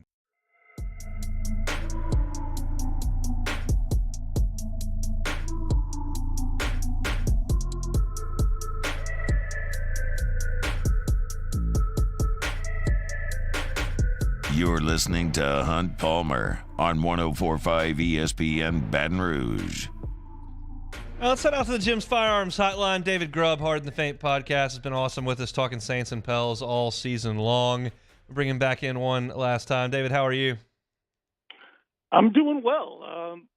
A relief in a lot of ways that the season has come to an end. The Pels season was fill in the blank.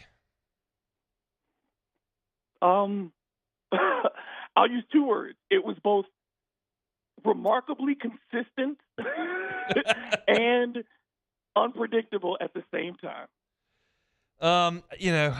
Let's talk about the game last night, and then we'll get into some big picture stuff. They get off to a really nice start. Jonas was active and was getting on the offensive glass, scoring around the rim. And it looked like OKC didn't really have an answer.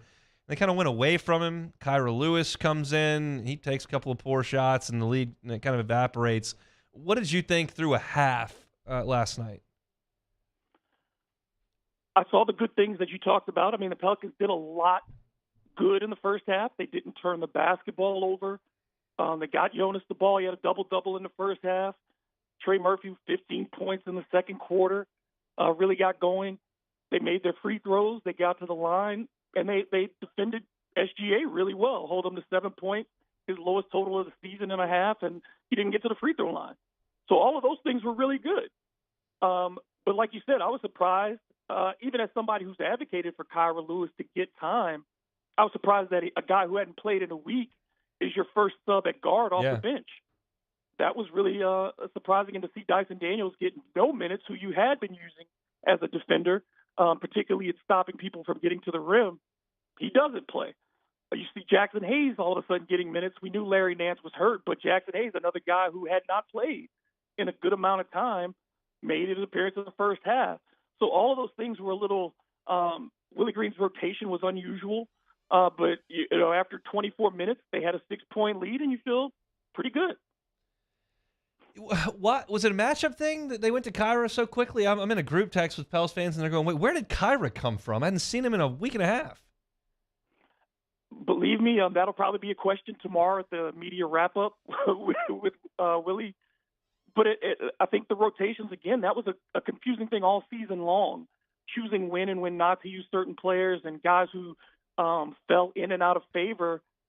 It was strange. And to go with guys who had not played in the most critical game of the season, I just felt it looked like a little bit of grasping at straws when you didn't have to. What went wrong in the third quarter? Well, like you said, they went away from what worked offensively. Number one, Jonas got no shots in the third quarter. Trey Murphy became a non-factor. Brandon Ingram really didn't get going in the third either. So offensively, the Pelicans just started slowing the ball down again. And then defensively, how often did you watch the Thunder get into the paint? They had 20 points in the paint in the first half. They had 24 in the third quarter alone.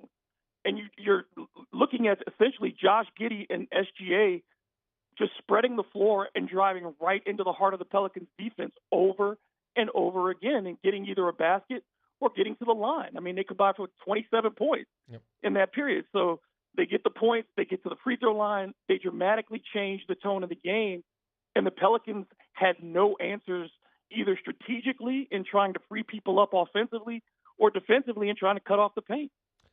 And then the fourth, the Pels showed some life, hit some big shots, and got back in it. What'd you think of their offensive game plan / execution in the last 4 or 5 minutes? They open the fourth going inside. You get Jonas some points. They get off to a nice little run, take the lead about 4 minutes into the fourth, and you feel like they're doing well. And then it goes back into an ebb and flow for a while, and you get to that final 4 minutes where the offense essentially became Brandon Ingram bail us out. Yes. Because he had the last 10 points of the game for the Pelicans. So it's just him making shots. So it really still wasn't an offense. And that's something we've seen too often out of the Pelicans is they don't have a structure to their offense. It just seems to be, BYU's got it, do something with it. You still didn't see Trey Murphy get any shots down the stretch, and he was open a couple times. We know now that's how injured C.J. McCollum was, but he goes 4 for 14, on the day. It just wasn't a good performance for him. They just don't have enough guys who can either create off the dribble or a semblance of an offensive structure that can free people up for good shots. So they didn't take a lot of good shots in the fourth quarter. They lost that quarter as well, and they lose the game. Okay, we haven't really gone deep into the Zion thing with you here because it's been since last week since we had you on. The quotes just floored me. And then you learn that CJ McCollum's got a torn labrum and his hand doesn't function, and he's been out there for every game. So what do you think the tone is inside the organization? Maybe on two levels. One, the executives, the front office, coaching staff, all that. Two, his peers, his players. I think there has to be some level of disappointment and conflict. I can't speak to how much, but there have been reports, yes. I think that there is some truth, and I would say that there definitely is some truth to the fact that there are players who looked at Zion and Brandon Ingram at different times this year and wondered why they didn't play more. You're looking at a guy, and I think, the visuals alone, like you said, with Zion's statements first, and then to come out and do the warm-ups. And it's not about the dunk. People say, well, he's dunking, he should be it's not even about that. If you're going to go through the public spectacle of doing the warm-up after you said you're not playing, it's throwing it in the face of the fans. You should have just stayed off the court. Just stayed off the court. If you're doing those rehab things still, do those at the practice facility or when fans can't see you because you weren't warming up for a game. So it just feels like the organization is still very tone-deaf in that regard, or it's not their call. And you wonder about that, is that, the operational side versus the basketball side, and those, they have to allow Zion to do his things to get better. But at the same time, I think the organization was ready for him to play, and mentally he wasn't. This seems like the culmination of 4 years of a poor relationship between Zion, his family, and the Pelicans. Somebody is not living up to their end of the deal. And either the Pelicans have been too forgiving with Zion and not holding his feet to the fire and giving him the level of accountability that we heard some of the players talk about last night, or this is, and I would say it's on everybody. It's on Zion Williamson too, because the nature of being a professional athlete, and I wouldn't want anybody to risk their careers, but the nature of a professional athlete is playing with discomfort. I don't know how many football players we've had tell us that from the day after the first day of training camp, you're never healthy. So we know that that's just the state of life for players. And to watch a guy like Larry Nance, to watch CJ McCollum, to watch the guys who were banged up all season play at less than 100%, yeah, I can see why a lot of people take it as an insult when Zion says, I can't play until I feel like myself. Nobody feels like themselves at this time of year. He's David Grubb, Hard in the Paint podcast. I couldn't agree more. And I just wonder, this day and age in sports where the athletes kind of hold all the cards, and especially in the NBA where they say, well, just send me somewhere else. That generally happens in New Orleans, and that's what's happened with the last two superstars who have come through here. Are we close to that? Yeah, I think when you look at the circumstances, all three are dramatically different. You take Chris Paul, and it's about the sale of the franchise and not knowing who was going to be in charge. With Anthony Davis, it was extended failure and some want to be somewhere else. With Zion, it just feels like this has been a poor marriage from day one, both in the injuries that conspire against him and then just in how the organization has handled building the roster around him and dealing with his absence. So 4 years in, I understand why the franchise would bet on his talent, but the reality is everybody in this franchise is going into next year with targets on their backs, whether you're David Griffin, whether you're Gail Benson. The whole basketball world is paying attention to the Pelicans and looking also at teams like the Thunder, teams like the Kings that are rebuilding, and the Grizzlies that started all around the same time and are doing well. So, yeah, I think that we're reaching a critical mass either this offseason, which I think would be early because everybody's value is low. Yeah. But into next season, there's going to be some major decisions that have to get made about your two superstars in particular. So at this point, you move forward with Brandon Ingram, Zion Williamson as your cornerstones for next year.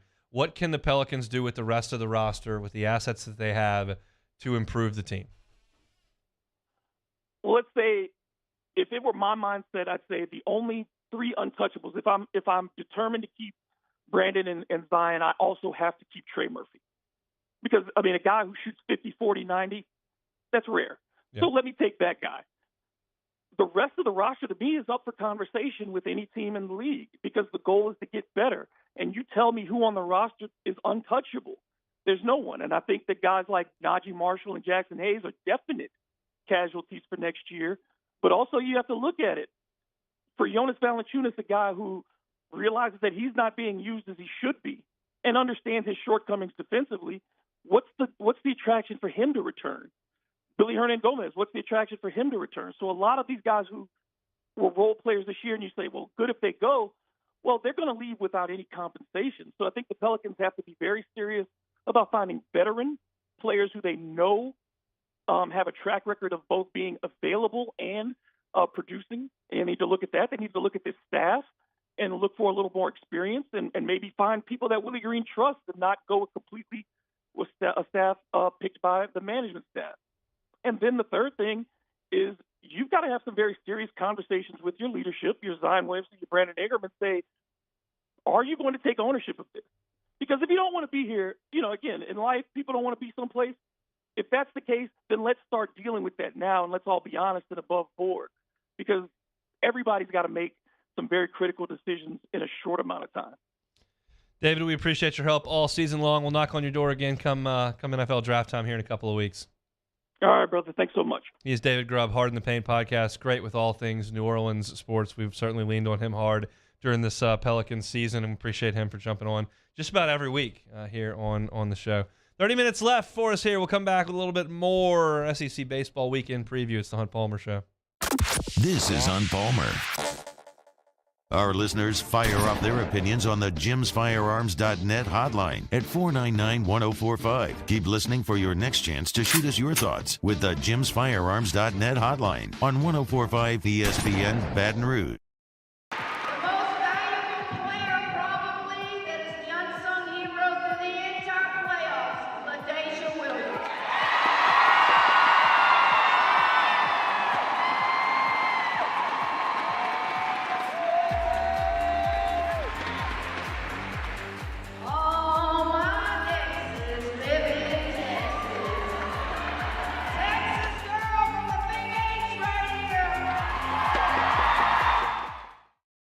What's up, y'all? It's that time again. It's heating up. Your boat's getting ready to come out and spend all summer on the water. It's time to take your boat to the next level with front-to-back boat service, where if you want an incredible custom speaker install, it's going to blow people away in the water, that's there for you. You want an HD sonar where you can see the fish under the water before you cast, beat all your friends, that's there for you at front-to-back boat service. So don't put it off. We got the parts in right now. Get them now before they go back on back order. Front-to-back boat service. Gulf Coast Office Products is a nationally recognized Savin office equipment dealer based right here in Louisiana. Over 100 employees strong, Gulf Coast has the boots on the ground to support all vertical markets, from education, engineering, legal, and finance. With the latest in office technology, from desktop to production segment units, Gulf Coast and Savin have the perfect fit for you. Call 225-756-2644. That's 756-2644 for Gulf Coast Office Products. I've been doing business with Luba for 25 years. They're dependable, trustworthy. It's just the attention to detail with our clients. Our folks have years and years of experience. They're highly trained professionals. But many companies have that asset. What I'd like to think makes Luba a bit different is that we use those talents in a way that truly is dedicated to serving the needs of the folks who depend on us. Hi, I'm Brandon Landry, founder and CEO of Walker. Hi, my name is Dr. Craig Green. This is Ryan Terrio with HUDCORoofing.com. Hey, it's Matt Moscona. No matter how big your commercial roofing job, HUDCO can help. My patients come to me because they trust that I can get the job done at a high level. Ryan Terrio and Richard Tilley have the same level of trust when it comes to roofing. If you have a roofing issue, call HUDCO Roofing. Give us a call, 364-1007, and we'll come to your house and give you a free inspection.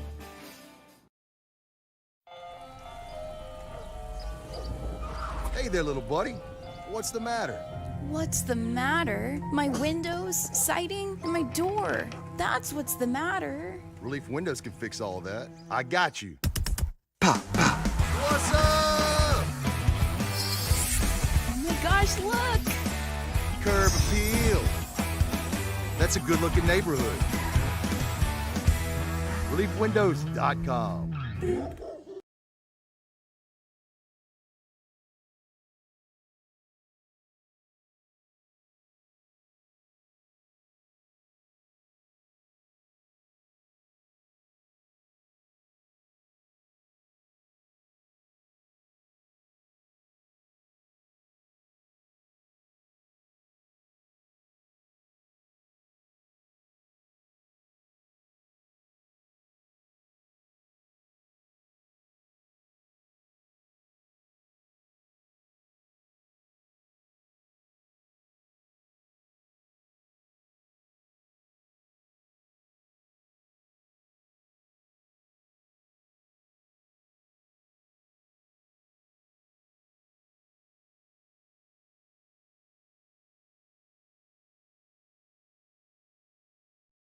Moscona inviting you to join us for Thursday's AFR, presented by the Aesthetic Medicine and Anti-Aging Clinics of Louisiana. Game 1, LSU, Kentucky. We're previewing it with Kendall Rogers, and we're recapping Pels Thunder. Join us, 104.5 ESPN Baton Rouge.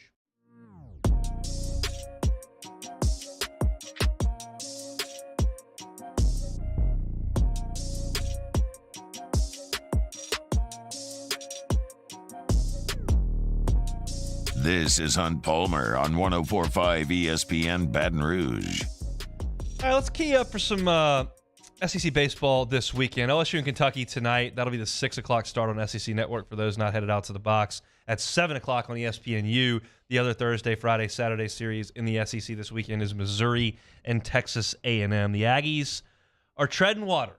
They're treading water. They're 5-7. And they've got a home series against a bad Missouri team coming up. They need to take care of business in that weekend. And if they do, and they can move to 8-7 through 15, anything's on the table for Texas A&M. You trip up, and you still got some serious work to do. They're at Kentucky next week, and the Wildcats haven't lost a home conference game yet. I said what I said about Kentucky at the top of the hour, and I'll stand by that with LSU this weekend. But A&M still got to go there. They go to Arkansas the following week, and then they've got Florida. So this feels like a big spot for Texas A&M. They need to take care of their business. They've got Nathan Detmer, and they haven't announced a starter for either of the next two games. Their weekend rotation is in total flux, and their hitting has not been there this year. So we'll see what the Aggies can do. They need to win this weekend against Missouri if they want to even consider getting into the hosting picture here moving forward. Other weekend series of note in the Southeastern Conference, the highest-ranked weekend series is going to be South Carolina and Vanderbilt. That's a pair of top 6 teams doing battle in Nashville, and it is going to be kind of a matchup of strengths. South Carolina is a home run hitting, doubles bashing team, and Vanderbilt's got a great rotation. They got a great rotation, and they've hit. We talked about Will Sanders entering last week, and he had kind of been up and down, just not been consistent. He was great for 3 innings against LSU last weekend. That sinker was diving, and the slider was pretty good. He was showing that emotion. I mean, he looks the part out there on the mound. We'll see what he can do. I think, for me, South Carolina proved itself last weekend against LSU. I thought they played really good baseball for two games and were impressive at the dish. So I believe in South Carolina. And I believe in Vanderbilt fully, but if they can pitch and shut this South Carolina lineup down in this series, I'll be really impressed. Vanderbilt's conference slate is ramping up here. They've got South Carolina in Nashville coming up this weekend, and then they've got Tennessee, and then they've got Kentucky, and they've still got Florida and Arkansas to play as well. Bama's sandwiched in there too. So Vanderbilt's still got some proving to do. Big scale. They're not probably quite the 11-1 team that I see there, but I think they're very good, and so that's a big-time matchup in Nashville.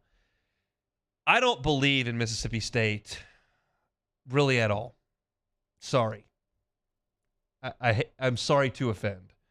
I still think Ole Miss has a chance. They might get Hunter Elliott back. He might, by the end of the season, be the guy that he was last year. Maybe he's not, but he might be. Ole Miss has one shot to get this turned around. One. That is this weekend in Starkville. The Rebels are 2-10 in the league. If they lose this weekend and go to 3-12, I don't think they can recover from 3-12. Yeah, they got Georgia and Missouri and Auburn and Alabama, and maybe they can pile up enough after they play LSU next week.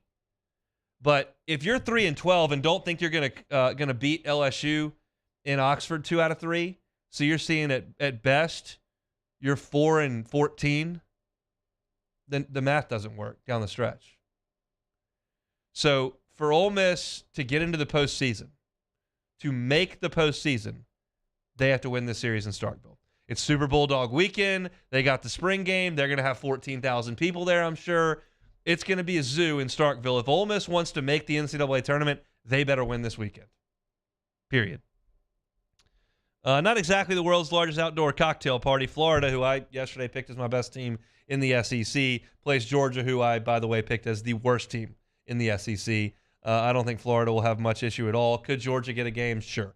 Florida's had some issues in Game 3. Caglione can't throw it over the plate. He walked 6 guys, I think, in 1 inning last week, and that's why Florida lost a game last weekend. But Georgia's not very good. They're 3-9 in the league. Florida's 9-3. I expect Florida to have very little problem down in Gainesville for that one. Iron Bowl.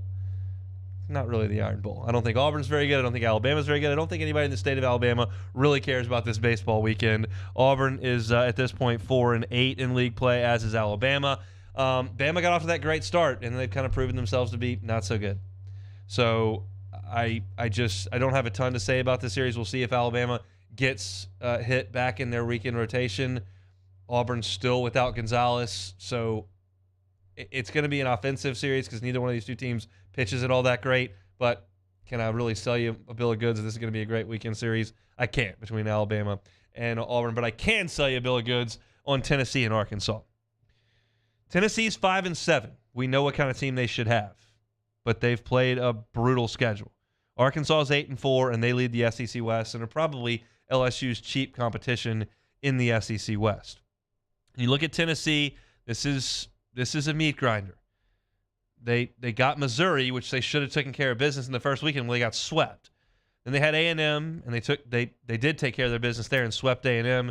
They lost 2 or 3 against Florida after losing 2 out of 3 against LSU. So they got Arkansas and Vanderbilt for the next 6.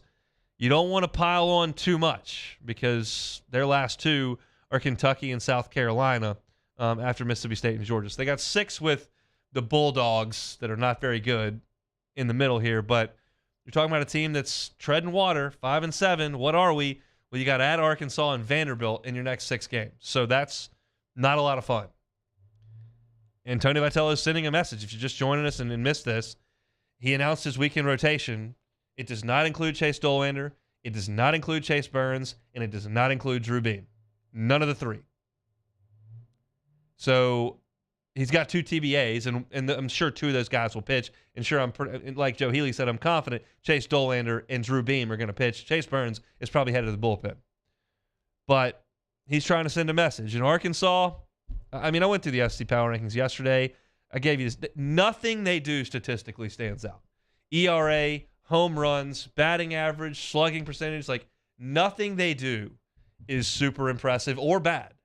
They're just the middle of the pack and they win games. And that's because Dave Van Horn's created a great program up there, and that's what they do. We know that Tony Vitello came from Arkansas where he worked. We know that they got into a little bit of jawing match 2 years ago. We'll see how it goes in Fayetteville this weekend. I like Tennessee to go up there and get a couple. I think it's time for Vitello's group to turn it on, and it might be this is the little tweak that he had to do to kind of light a fire into those pitchers and say, hey, none of you guys is guaranteed a spot. You better earn it. I like their pitching better than I like Arkansas, so we'll see how things go up there in Fayetteville. That's your look around the Southeastern Conference. We'll take one more time out. We will come back, and we will finish up a Thursday edition of the Hunt Palmer Show. Hunt Palmer on 104.5 ESPN Baton Rouge. The NBA playoffs are here, and you can turn crossovers into cash with FanDuel. Just visit FanDuel.com/1045 ESPN right now and place a $5 bet. You'll get an instant $150 in bonus bets, win or lose. Got great promotions every day on the app. It's safe and secure. And the best part, when you win, you get paid instantly. There's no better place to bet all the playoff action than America's #1 sportsbook. Just go to FanDuel.com/1045 ESPN and sign up to get $150 in bonus bets when you bet your first $5. FanDuel, official sports betting partner of the NBA. Must be 21 and present in Louisiana. Bonus issues, non-withdrawable bonus method expires 7 days after receipt. Restrictions apply. See full terms at FanDuel.com/sportsbook. If you or someone who has a gambling problem wants help, call 1-877-770-STOP. In times of need, get a full list of phone numbers, websites, and other important emergency information on the Demco Stormwatch page at 1045ESPN.com.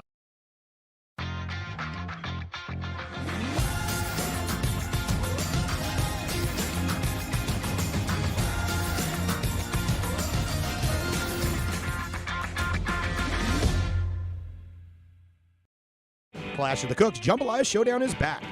Join us on Saturday, April 22nd at the Ochsner Medical Complex at The Grove. We've got cooking teams of pros and joes serving up their best jambalaya and Cajun Creole dishes, all while helping raise dough for local families battling cancer. Bring the whole family for great food, live tunes, and good times. Clash of the Cooks Jambalaya Showdown presented by Ochsner. Saturday, April 22nd at lunchtime. Help us paddle it forward. For tickets and more information, go to clashofthecooks.com. All right.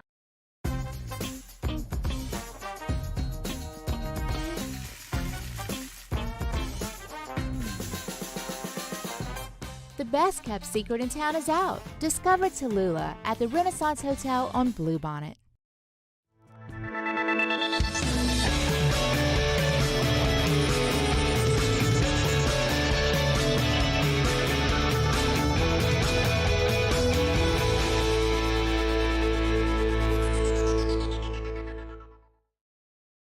Hey, it's Matt Musso. Join me Monday through Friday for your daily update on LSU baseball with Musso at the Box, presented by New Orleans Flooring. Wherever you get your podcast, Apple, Spotify, Google, and check out New Orleans Flooring. 2 locations, Metairie and Prairieville, or NOLAFlooring.com.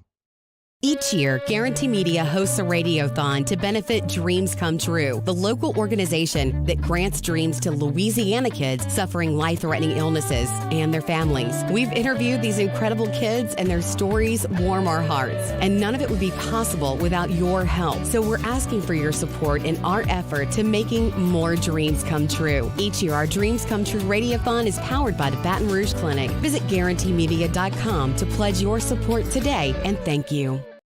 Hey, what's up, y'all? It's that time again. It's heating up. Your boat's getting ready to come out and spend all summer on the water. It's time to take your boat to the next level with front-to-back boat service, where if you want an incredible custom speaker install, it's going to blow people away in the water, that's there for you. You want an HD sonar where you can see the fish under the water before you cast, beat all your friends, that's there for you at front-to-back boat service. So don't put it off. We got the parts in right now. Get them now before they go back on back order. Front-to-back boat service.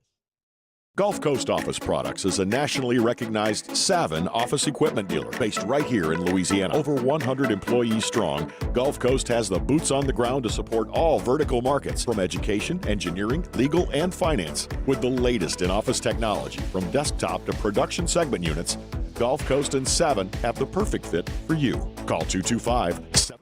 Sandegriff, join us for the Thursday night edition of Jimmy Ott's Game Time from the original walk-ons across from Alec Box Stadium before LSU and Kentucky. Jimmy Ott's Game Time, 6 p.m. weeknights on 104.5 ESPN Baton Rouge.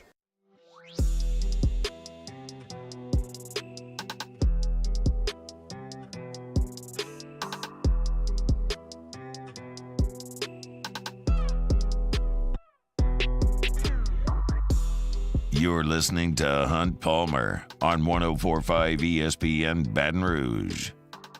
104.5 ESPN Baton Rouge and the Baton Rouge Clinic bring you the Dreams Come True Radiothon. Dream Come True is an organization designed to help grant dreams for children with life-threatening illnesses and their families. The Dreams Come True Radiothon presented today by the Baton Rouge Men's Clinic, Patient Plus, and Louisiana Federal Land Bank. Donate today at 1045ESPN.com. And I want to remind you that every $5 donated today is entered into a raffle, and those raffle prizes include Aaron and Austin Nola autographed bat, ball, and picture, Justin Jefferson autographed LSU helmet, and a Justin and Jamar Chase framed wall print. 3 days and 2 nights at the CMA Music Festival in Nashville, Friday, June 9th to Sunday, June 11th, and concert ticket package to see Thomas Rhett, Shinedown, Zach Bryan, Depeche Mode, Guns N' Roses, and Hardy. If you've got the means and can help us out with a donation, we certainly appreciate it. It's one of the best things that we do all year long here at Guarantee Media is our Dreams Come True Radiothon every single April, trying to make dreams come true for kids fighting life-threatening or terminal illnesses. So you can go to 1045ESPN.com to donate. All right, Taylor Sharp, let's play some Take It or Leave It. Yeah, let's knock it out. So Trey Winstead, son of LSU golf coach Chuck Winstead, shot even par in a Canadian Tour qualifier this week while making 8 bogeys. 8 bogeys and shooting even par. Take it or leave it. 8 bogeys, even par. He also made a hole-in-one along with a ton of birdies, so that's how you get to even par with 8 bogeys. You know, those qualifiers are birdie fest, and you got to go shoot a really low score, so I'm sure that Trey didn't get in. But shooting even par with 8 bogeys is a story you can tell for a long time. So I'll leave it, but it's a heck of an accomplishment. And, you know, save that hole-in-one ball. The NFL has received approval for a new quarterback-specific helmet, and it is designed to reduce concussions. Tua Tagovailoa will be the first to receive one. Take it or leave it. I would hope every quarterback will get one immediately, but yes, Tua included in that, so I will take it for sure. I mean, look, we got to do something. We got to do something. Even if you're unhappy with some of the roughing the passer calls, which I am, I think a lot of them are made that are incorrect, and the rules are tough. But we got to do something, because you can't have quarterbacks, you know, getting knocked out 4 times a weekend, and you know, Tua obviously comes to mind immediately. So I'm all for any sort of technological and medical advances they can make in terms of keeping the game as safe as it can be. The Miami Hurricanes Cavender twins have announced that they are foregoing their final year of college to join the WWE. Take it or leave it. Sure, I'll take it. I'll take it. I can't swear that I'm going to watch an episode of WWE or whatever it is. I've never seen a wrestling. What would you even call that? Match, show, like event? I guess it's a match. Yeah. Well, I think every one individual would be a match, but it would be like the event. I don't know what it is. I don't know. I've never seen it. I don't do wrestling. But if they can make a bunch of money doing it because they got a lot of Instagram followers and people want to watch them wrestle, I'm all for it. Get after it. Do what you got to do to earn a buck. They've been pretty incredible marketing machines for themselves. They had a heck of a run in the NCAA tournament, which elevated their status there. And if they want to jump on and get some WWE cash, get after it, Cavender twins. I'm not mad at you. All right, Pelicans fans are going to love this next one. LeBron's jersey is still the best-selling jersey in the league. Take it or leave it. I'll take it. Like, that's not surprising. He's the biggest name still, the biggest brand still in the league, and he plays for the Lakers. So that's like the Lakers jersey is kind of a status symbol as it is. So it's the double dip there. I think that it's probably not going to be that way in a couple of years, but right now, while they're still relevant, he's still awesome, and he still plays for the Lakers.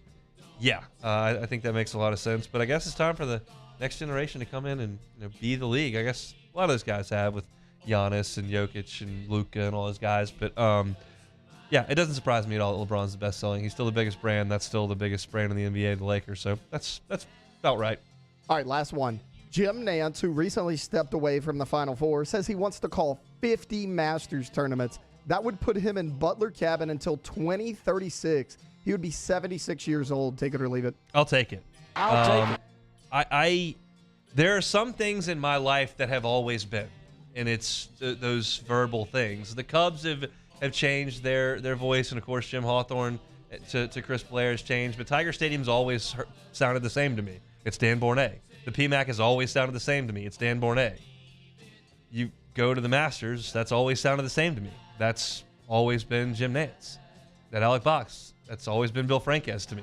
And that's the way that sounds. And, obviously the Superdome, passed on father to son, about a decade back, and it sounds a little bit different there with the Romigs. But there's a comfortability in returning to something time and time again and it sounding the same. And Jim Nantz is what the Masters sounds like to me. And I don't know who's going to do the Final Four next year, and I'm sure they'll be great at it, and I won't really care.